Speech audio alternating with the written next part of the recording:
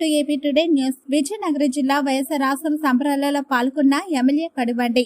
మహిళా ఆర్థిక ప్రగతి లక్ష్యంగా అక్క చెల్లెమ్మలకు ఇచ్చిన మాట తప్పకుండా స్వయం సహాయక సంఘాలకి రుణమాఫీలు చేసిన మన జగనన్నకి అండగా నిలవాలి.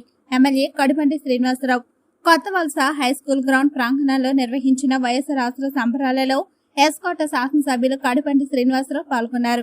ఈ సందర్భంగా ఎమ్మెల్యే మాట్లాడుతూ గౌరవ ముఖ్యమంత్రి వైఎస్ జగన్మోహన్ రెడ్డి అక్క చెల్లెమ్మల కోసం ప్రతిష్టాత్మకంగా చేపట్టిన వైఎస్ఆర్ రాష్ట్ర 4వ విడత నిధులు విడుదల చేయడం జరిగిందన్నారు. మండలాల్లో గల మొత్తం స్వయం సహాయక సంఘాలు సుమారుగా 8,82,00,000 రూపాయలను మీ ఖాతాలలో జమ చేయడం జరిగిందన్నారు.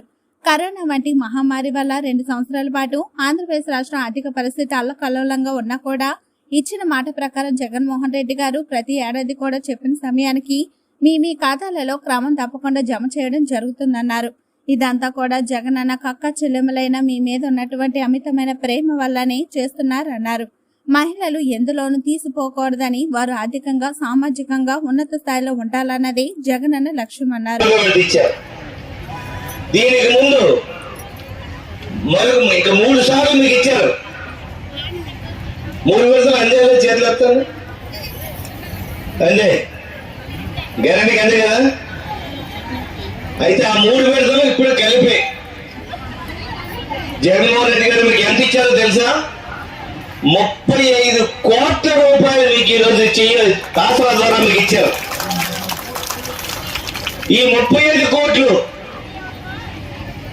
మీకు ఇస్తామని చెప్పి 2014లో ఒక పెద్ద మనిషి చెప్పాడు. ఆయన పేరేంటి? 2014లో 10 సంవత్సరాల క్రితం మొత్తం డ్వాక్రా సంఘాలు అప్పటి నుంచి ఇచ్చేస్తాను అని చెప్పాడు. 2014లో 10 ఏళ్ల క్రితం. ఆయన పేరేంటి? చంద్రబాబు నాయుడు. సో 2014లో మీకు డ్వాక్రా మొత్తం డ్వాక్రా రుణమాఫీ చేస్తాను.